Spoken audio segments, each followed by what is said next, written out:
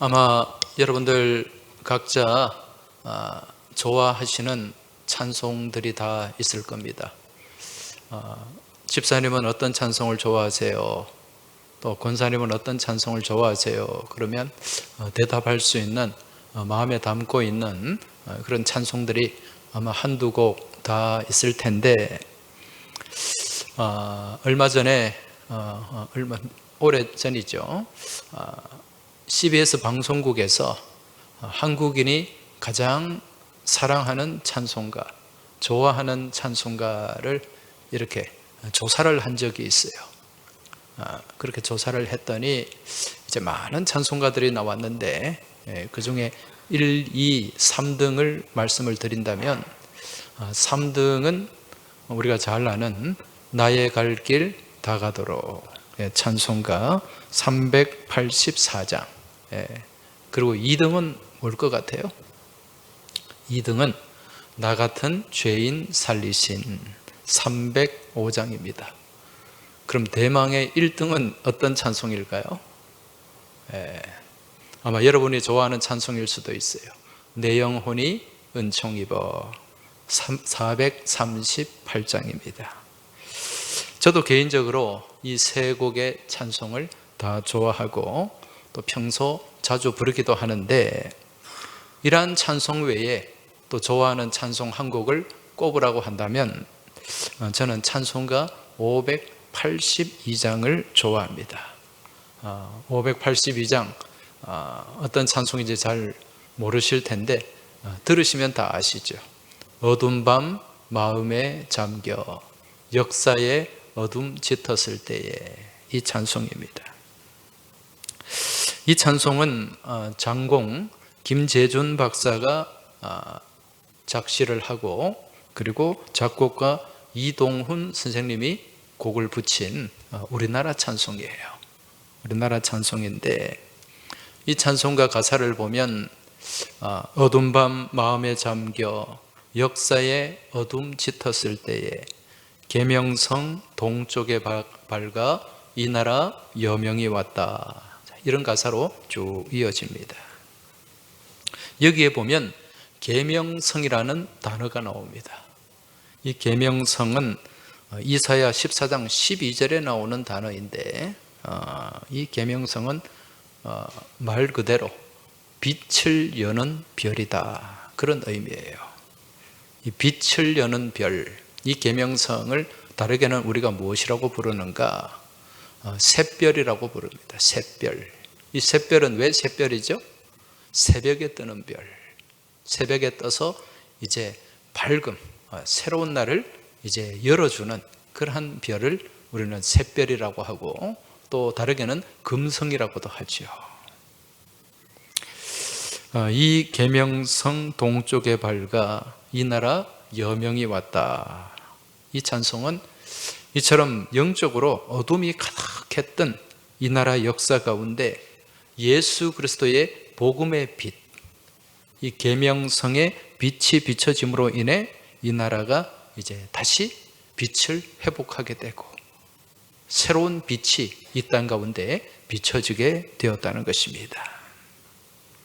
이러한 찬송 가사처럼 우리나라는, 또 우리 민족은 오랫동안 참 역사적으로 영적으로 어두운 시대를 살았습니다. 그러한 어둠이 가장 짙었을 때가 언제인고 하니 바로 구한말이라고 할 수가 있어요. 왜냐하면 그 당시에 세계 열강들의 각 축장이 이 대한민국이었습니다. 그러한 역사적으로 어두울 때, 정말 힘들고 어려운 때, 그때 이 땅 가운데 무엇이 들어왔죠? 예수 그리스도의 복음이 들어온 것입니다. 그 복음의 빛이 이 나라 이 민족의 역사를 새롭게 비춰주고, 그리고 길을 인도하는 여명이 되었다는 것이죠. 비단 우리나라뿐만 아니라 유럽의 역사도 마찬가지입니다.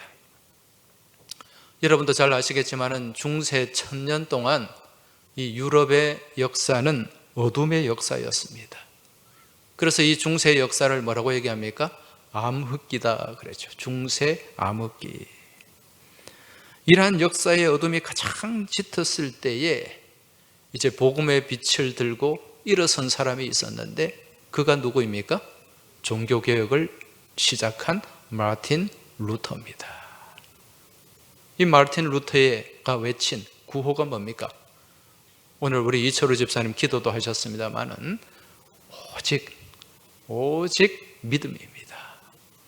오직 성경, 솔라 스크립추라, 솔라 피데, 오직 믿음, 솔라 그라티아, 오직 은혜로. 그렇게 이제 종교개혁의 기치를 올린 거지요.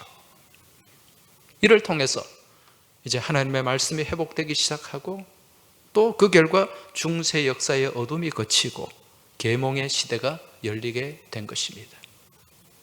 간혹 사람들은 이 계몽 사상이 종교개혁을 시작하게 하는 동력이었다, 그렇게 얘기를 하는데 전혀 그렇지가 않아요.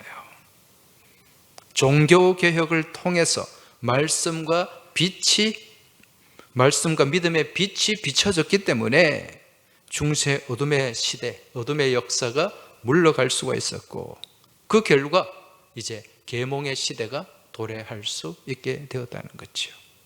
여러분, 계몽이라는 말이 무슨 뜻입니까?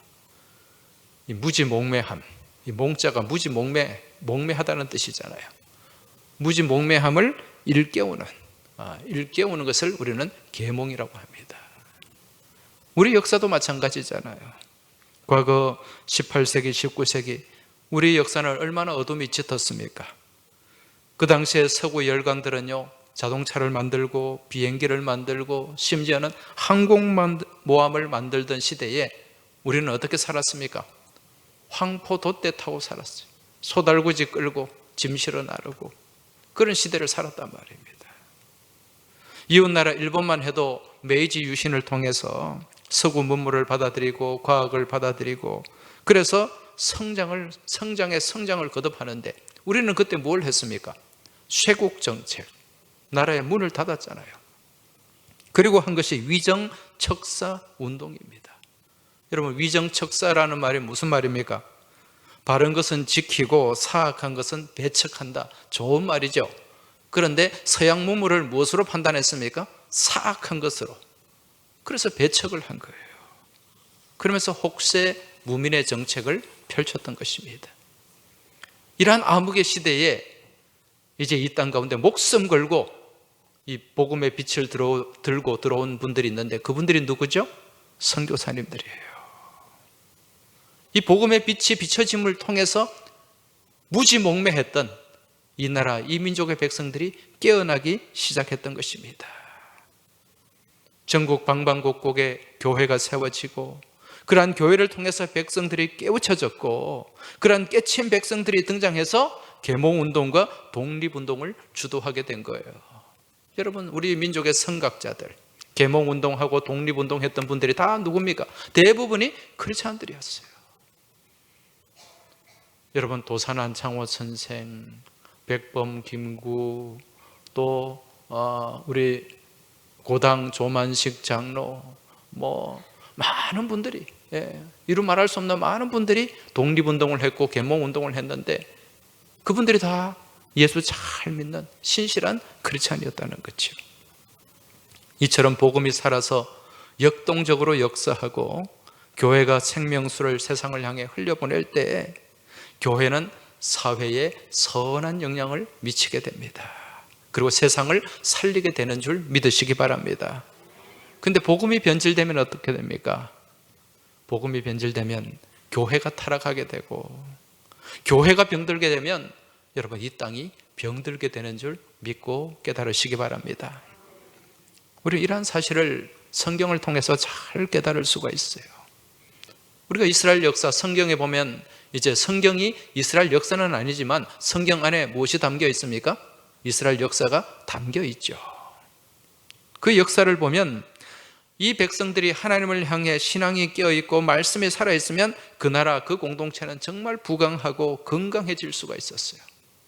근데 말씀을 떠나게 되고 말씀이 변질되고 인간의 욕심과 허탄한 사상들이 지배하게 될 때 이 나라와 민족은 큰 어려움을 겪게 되고 또 주변의 외세의 침공으로 인해서 정말 온 나라가 쑥대밭이 되는 그러한 일들을 우리는 성경에 있는 기록된 그 역사의 흐름을 통해서 우리가 보고 깨달을 수가 있다는 거죠. 이러한 역사는 계속 사이클처럼 반복이 되는데, 오늘 우리가 읽은 이 말씀, 사무엘상 말씀 또한 그러한 단면을 우리에게 보여주고 있어요. 오늘 말씀은 이제 마지막 사사 시대를 우리에게 보여주는데, 여러분, 이스라엘의 마지막 사사가 누굽니까? 사무엘 선지자죠. 이러한 때에 이스라엘의 영적 지도자는 엘리 제사장이었습니다. 그런데 엘리의 시대가 어떠했는가? 사무엘상 3장 1절 2절 말씀을 보면 이 시대에 여호와의 말씀이 희귀했다. 말씀이 귀했다. 그래서 이상이 흔히 보이지 않았다. 말씀이 귀하고 무엇이 보이지 않았다? 이상이 보이지 않았어요. 엘리의 눈이 점점 어두워가서 잘못하는 그때에 이 시대의 모습을 보여주고 있어요. 한마디로 어두운 시대죠. 영적 지도자의 눈이 어두워진 시대입니다. 말씀이 희귀해진 시대예요. 말씀이 희귀하다는 것은 이게 정말 귀하다는 뜻이 아니고, 이 말씀이 정말 흔적을 찾아보기 힘들다, 그런 의미예요. 이처럼 말씀이 희귀해지니까, 말씀이 보이지 않으니까 무엇이 사라졌습니까? 무엇이 보이지 않습니까? 이상이 흔히 보이지 않았더라. 여러분, 이상이 뭡니까? 이상, 히브리 말로 하존이라 그러는데, 이 하존은 영어로 번역하면 비전이에요. 비전이 없었다는 거예요. 비전이. 소망이 없었다는 겁니다. 무엇이 희귀함으로 말미암아? 말씀이 희귀함으로 말미암아. 말씀이 없음으로 말미암아. 여러분, 오늘 우리가 이 말씀을 보면서 오늘 이 시대를 한번 견주어 봐야 됩니다. 여러분, 오늘 이 시대가 어떤 시대입니까? 말씀이 지금 희귀한 시대예요. 말씀이 희귀하니까 이상이 보이지 않아요. 비전이 없어요. 백성들 가운데 비전이 없고 젊은이들 가운데 비전이 없어요. 그냥 세상이 흘러가는 대로 흘러가는 거예요. 여러분, 오늘 아침에 뉴스를 보면서, 신문을 보면서 굉장히 충격을 받으셨을 거예요. 지금 서울이 난리가 났습니다. 지금 이태원에서 20대, 10대들도 있다 그래요. 이 청년들이 지금 제가 봤을 때 146명이 죽었어요. 앞으로 더 죽는데요. 지금 76명이 중경상을 입었는데 사망자가 더 늘어날 수 있다 그럽니다. 어젯밤에 일어난 일이에요. 이태원에서. 왜 그랬는가? 그 이태원 좁은 골목에 그게 젊은이들이 팍 차가지고 막 너무 인파가 몰리니까, 앞에 넘어지니까 이게 그냥 우르르 무너져가지고 압사가 일어나요. 압사가. 아마 지금 서울에 자녀를 두고 있는 부모들은 가슴이 막 아침에 엄청 놀랐을 거예요. 저는 이 모습을 보면서 너무 가슴이 아팠습니다. 똑같은 그 세대의 아이를 둔 부모의 입장에서 억장이 무너져요. 여러분, 왜 젊은이들이 그렇게 몰려들었습니까? 무슨 축제? 할로윈 축제.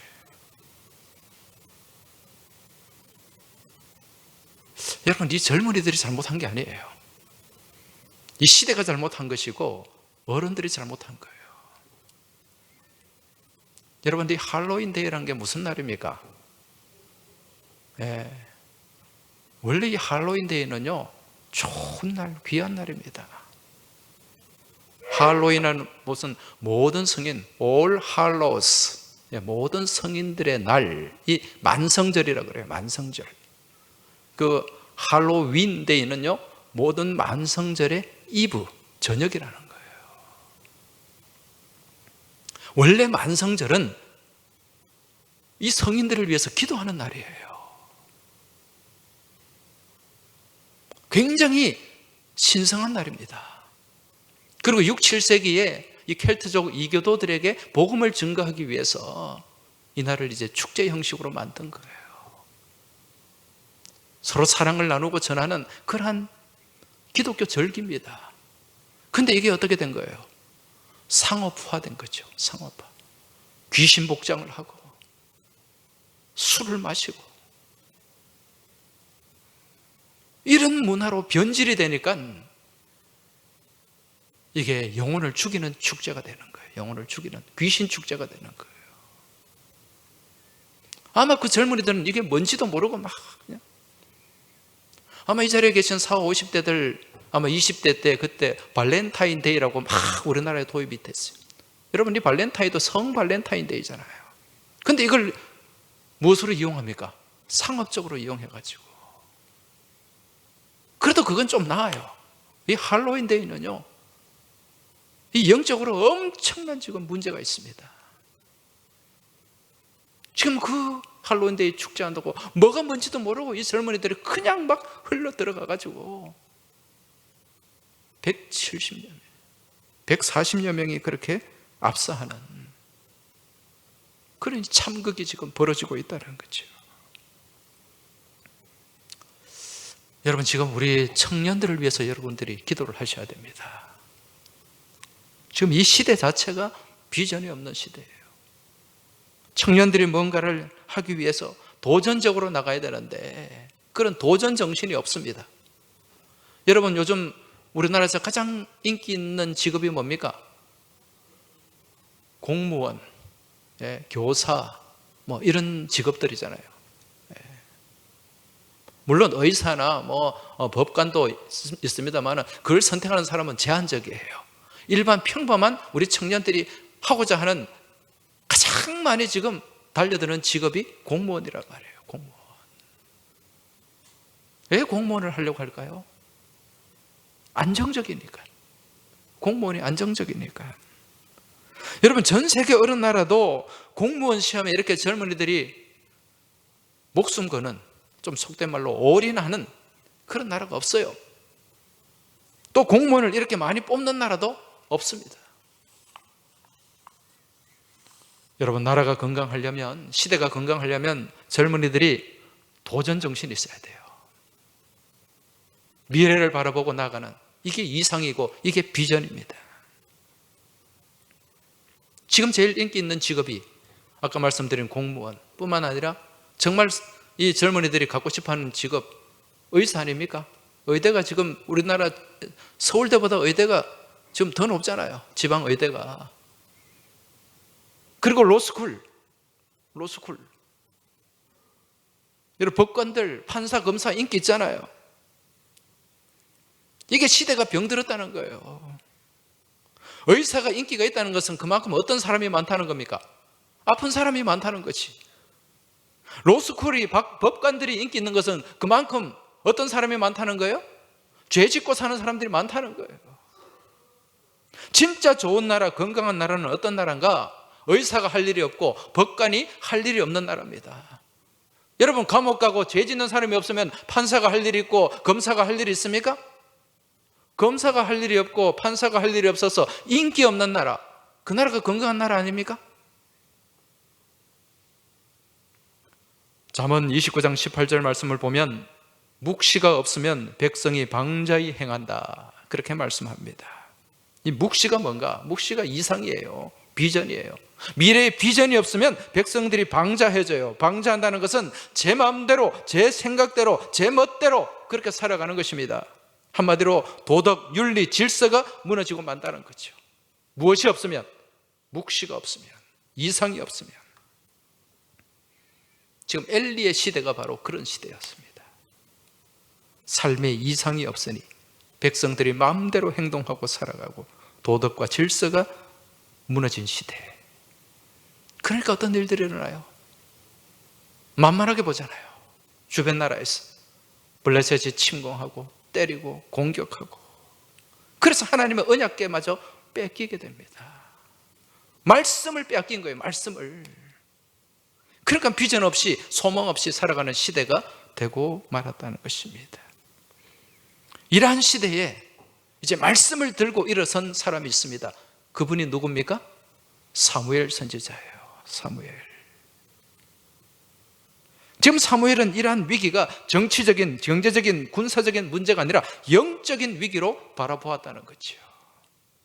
그래서 온 나라 곳곳에 스며있던 이방신들, 바알과 아세라, 이방신산들을 다 깨어부수고, 그리고 그것을 제거할 것을 명령했습니다. 물질을 향한 탐심과 탐욕, 온갖 타락한 성적 욕구, 성적인 욕구, 세속적인 가치, 이게 바알과 아세라와 아스타롯 아닙니까? 이걸 다 깨부수고 이제 여호와를 향한 마음을 갖게 하고 하나님을 향해 집중하게 한 거예요. 그러기 위해서 이들을 어디로 모이라고 한 것입니까? 미스바로 모이라. 오늘 5절 말씀 다시 보시면 사무엘이 이르되 온 이스라엘은 미스바로 모이라.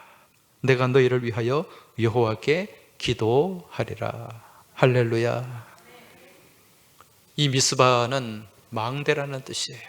워치타워, 망대, 파수대. 예루살렘 북쪽으로 13km 정도에 위치해 있는데, 이제 이 사무엘이 이곳 미스바에 백성들을 다 불러 모아서 무엇을 했는가? 오늘 6절 말씀을 같이 한번 읽어보겠습니다.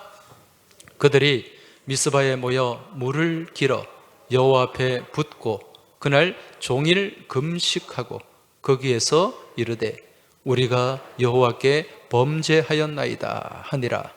사무엘이 미스바에서 이스라엘 자손을 다스리니라. 할렐루야. 지금 여기 이 백성들을 미스바에 모아두고 사무엘이 가장 먼저 한 게 뭡니까? 하나님 앞에 무엇을 부었다? 물을 부었다. 그들이 미스바에 모여 물을 길어 여호와 앞에 붓고. 여러분, 하나님 앞에 물을 길어서 부었어요. 이건 무엇을 의미하는 걸까요? 이 물을 붓는 행위는요, 하나님 앞에 소중한 것을 부어드린다는 의미입니다. 여러분들, 이스라엘을 비롯해서 이 중동 지역에서 가장 귀한 게 뭡니까? 물이죠. 물은 생명입니다. 우리나라가 참 여러분 축복받은 나라예요. 우리는 물을 어떻게 생각합니까? 하찮게 생각하잖아요. 돈을 막 쓰면 뭐 쓰듯이 한다? 물 쓰듯이 한다. 중동에는 그럴 수가 없어요. 물이 너무너무 귀하기 때문에 그렇게 물 쓰듯이 할 수가 없다니까. 여러분, 이 물이 흔한 것이 얼마나 큰 축복인지 모릅니다. 여러분들 다 하나님 은혜 가운데 축복 가운데 살아가고 계시는 줄 믿으시기 바랍니다. 물론 요즘 우리도 물을 사 먹어요. 옛날에 그런데 물 사 먹는다는 것은 참 특별한 일이었잖아요. 제가 이 말씀 드리면은 아이고 목사님, 중동에는 그래도 석유가 나는데요. 여러분, 석유 마시고 살 수 있습니까? 이 사무엘 시대에, 더 나아가서 예수님 시대에 석유 가지고 뭘 할 수 있어요? 아무것도 못합니다. 그때는 석유 쓸 줄도 몰랐어요. 그냥 역청이라 그래가지고 이렇게 방주 같은 거 만들 때 갖다 바르는 그런 역할밖에 못했어요. 그런데 우리는 물 없이는 살 수가 없잖아요. 이 물을 붓는 행위는 자신의 생명과도 같은 소중한 물을 부으면서 이제 하나님 앞에 내 전부를 부어드립니다. 이처럼 소중한 물보다 하나님이 더 소중합니다. 지금까지 내가 의지했던 물을 다 쏟아 부어버리고 하나님만 의지하겠습니다. 이런 의미, 이런 메시지가 거기에 담겨 있다는 거죠. 그리고 그 다음에 또 여호와께 물을 붓는 행위는 어떤 의미인가? 하나님 앞에 내 마음을 다 쏟아 붓습니다 라는 표현이에요. 예레미야 애가 2장 19절을 보면 초저녁에 일어나 부르짖을지어다 내 마음을 주의 얼굴 앞에 물 쏟듯 할지어다, 이 말씀이 나와요. 네 마음을 주의 얼굴 앞에 무엇 쏟듯이? 물 쏟듯 할지어다. 하나님 앞에 내게 있는, 내 마음에 있는 모든 것을 쏟아내고 통회하고 자복하라는 말씀입니다. 여러분, 평소 우리가 자주 부르는 찬송가 중에 539장을 보면 후렴에 이런 가사가 나오죠. 주 예수께 조용히 나가 내 마음을 쏟아놓으라. 여러분, 이 가사예요. 하나님 앞에 내 마음을 다 쏟아부으라는 거예요. 이게 하나님 앞에 물을 붓는 행위라는 것입니다. 나의 걱정과 근심과 염려와 헛된 욕망과 생각과 허탄한 사상들까지 다 하나님 앞에 쏟아 부으라는 것입니다. 그리고 무엇해라? 통회하고 자복하라. 이렇게 하나님 앞에 금식하면서 쏟아낸 고백이 뭡니까? 우리가 여호와께 범죄하였나이다. 우리가 여호와께 범죄, 내가 죄인입니다. 내가 죽일 인간입니다. 이런 고백을 하나님 앞에 쏟아놓고 회개했다는 거예요. 그렇게 회개하는 가운데 무엇이 이루어졌는가? 언약의 갱신이 이루어지게 됩니다. 하나님 앞에 우리가 진정한 통회와 자복으로 그렇게 회개하며 나아갈 때 우리 안에 무너진 하나님의 이 말씀과 언약이 새로워지게 되는 줄 믿으시기 바랍니다. 언약의 갱신, 여러분, 이게 뭔가? 바로 개혁입니다. 이게 개혁이고 이게 부흥이에요. 자, 그 뒤에 말씀에 보면 우리가 여호와께 범죄하였나이다 6절, 그 뒤에 사무엘이 미스바에서 이스라엘 자손을 무엇하니라? 다스리니라. 사무엘이 이스라엘 자손을 다스리기 시작했다는 거예요. 여기서 다스린다는 말은 히브리 말로 샤파트. 무슨 의미인가? 목양했다는 거예요. 목양. shepherd, 영어로 shepherd. 예, 목양이라는 뜻이잖아요. 여러분, 목자들이 양을 치는 것을 뭐라고 얘기합니까? 목양한다 그러죠. 목양. 이 목자가 양을 치는 데 있어서, 목양하는 데 있어서 가장 중요한 덕목이 뭡니까? 양들을 어떻게 해야 된다? 잘 먹여야 돼요. 배불리 먹여야 돼요. 지금 사무엘이 이스라엘을 다스리니라, 이 말씀은 사무엘이 이스라엘 백성들을 이제 하나님 말씀으로 목양하기 시작했고, 이를 통해서 그들 가운데 무엇이 공급되었다? 말씀이 공급된 거예요. 영적 기근에서 벗어나서 영적 부흥의 시대가 시작이 된 것입니다. 이러니까 어떻습니까? 계속해서 블레셋에 침공당하고 얻어맞던 이스라엘이 드디어 어디에서? 에베네셀에서 무엇하게 됩니까? 승리하게 됩니다. 여러분, 영적 승리는 말씀의 회복부터 시작된다는 사실을 믿음으로 깨달으시기 바랍니다. 지금 우리는 이러한 부흥의 시대를 사모하고 있어요. 여러분, 부흥이라는 말, 이 말의 뜻이 뭡니까? 영어로 리바이벌, 회복한다는 거잖아요. 회복한다, 부활한다는 뜻이에요. 부흥, 우리 시대에, 우리 삶 가운데, 우리 가정 가운데, 우리 교회 가운데, 이 시대 가운데 부흥의 역사가 시작되기 위해서는 무엇이 회복되어야 된다? 말씀이 회복되어야 돼요. 말씀이 회복되어야 돼요. 말씀이 회복될 때 언약의 갱신이 이루어지고 그 안에서 여러분 진정한 개혁이 이루어지게 되는 줄 믿으시기 바랍니다.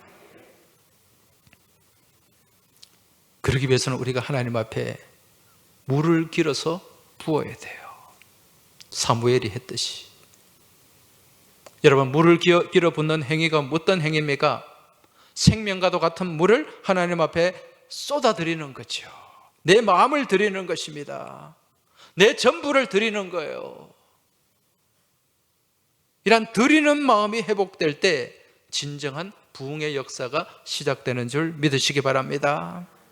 지금 여러분의 10년 가운데 뜨거운 영적 부흥이 일어나기를 원하십니까? 가정 가운데 부흥이 일어나기를 원하십니까? 일터 가운데 부흥이 일어나기를 원하십니까? 몸된 교회에 부흥이 일어나기를 원하십니까? 하나님 앞에 쏟아 부으시기 바랍니다. 내 마음을 쏟아붓고 정성을 쏟아붓고 물질을 쏟아붓고 헌신을 쏟아부으시길 주의 이름으로 축원합니다. 그리고 통회하고 자복해야 돼요. 여러분, 다음 주일이 무슨 주일이죠? 추수감사주일입니다. 원래 우리 선교사님들이 11월 셋째 주일을 추수감사주일로 지켰는데 그 전통이 쭉 이어져 왔는데 이제 요즘 한국 교회가 이 한국의 추수 상황에 맞추어서 그렇게 추수감사주일을 조정을 하는데 우리 교회도 몇 년 전부터 11월 첫째 주일을 추수감사주일로 지키고 있습니다. 여러분, 추수감사절은 어떤 절기입니까? 말 그대로 하나님 앞에 감사하는 절기지요. 한 해 동안의 삶을 돌아보면서 온전히 감사하는 절기가 추수감사주일이에요. 그래서 이러한 감사주일에 우리는 하나님 앞에 감사를 쏟아부을 수가 있어야 됩니다. 이번 금년감사절 우리 하나님 앞에 내 마음과 정성을 다해서 온전한 감사를 쏟아부으시길 주의 이름으로 축원합니다. 여러분, 감사절은 구약의 제사 가운데 어떤 제사가 해당이 될까요? 구약의 소제, 번제, 화목제, 또 속제제, 속건제, 이 5대 제사가 있는데 이 감사제는 어떤 제사입니까? 화목제예요. 화목제. 이 화목제를 다르게는 낙헌제라고 합니다. 낙헌제, 감사제, 감사제 또는 낙헌제. 낙헌제는 자발적으로 즐거운 마음으로, 낙자가 즐거울 날짜거든. 헌자는 바칠 헌자, 드릴 헌자. 그 즐거운 마음으로 드리는 이게 낙헌제요, 감사제요, 화목제입니다. 그런데 여러분, 구약의 말씀에 보면 이 화목제를 드릴 때 번제나 속제제하고 드리는 제물이 좀 달라요. 화목제물은요, 우리 번제나 속제제는 여러분, 가난한 사람들은 어떤 제물을 드립니까? 비둘기 새끼. 좀 괜찮은 사람은 양이나 염소, 또 잘 사는 사람은 소로 그렇게 제사를 드립니다. 근데 화목제물은요, 비둘기 새끼가 없어요. 양이나 염소나 소로 하나님 앞에 감사하는 거예요. 왜? 감사하는 그 마음 가운데 우리의 그 예물 가운데, 드리는 예물 가운데 우리의 감사의 마음이 담기기 때문에 그렇다는 거죠. 여러분, 이번 추수감사주일날 하나님 앞에 온전한 감사를 한번 드려보시기 바랍니다. 진정한 감사를 한번 드려보시기 바랍니다. 아멘이라도 크게 하시기 바랍니다. 네. 이건 여러분들을 위해서 말씀드리는 거예요. 성경대로 가야 돼요. 우리는 성경대로. 믿음의 삶이요, 내 생각대로 내 마음대로 가면 이건 본질에서 벗어나고 변질되는 것입니다. 성경대로 믿음 생활 하시길 주의 이름으로 축원합니다. 그래서 다시금 우리가 하나님 앞에, 성경 앞에, 말씀 앞에 바로 섬을 통해서 우리 안에 새로운 영적 부흥이 일어나고 내가 하나님 앞에 온전히 쏟아붓는 그러한 믿음의 삶을 통해서 우리 하나님의 기쁨이 되는 귀한 삶의 여정, 믿음의 여정이 되길 주의 이름으로 축원합니다. 하나님 아버지, 정말 예기치 않은 그러한 사고로 인하여 지금 많은 젊은이들이 희생되고 또 그 가족들과 부모들이 가슴을 찢고 가슴을 치며 눈물을 흘리고 있습니다. 주님, 이들을 위로하여 주옵소서. 은혜를 베풀어 주옵소서. 이게 다 이 시대의 잘못이고 어른들의 잘못임을 이 시간 고백합니다. 주님, 병든 이 나라, 이 시대, 이 민족을 치료하여 주시옵소서. 다시금 교회가, 우리 그리스도인들이 하나님 말씀으로 돌아가게 하여 주옵소서. 그래야 진정한 언약의 갱신이 이루어지고 삶과 신앙의 개혁이 이루어지게 하여 주시옵소서. 우리 주님 예수 그리스도 이름으로 기도하옵나이다. 아멘.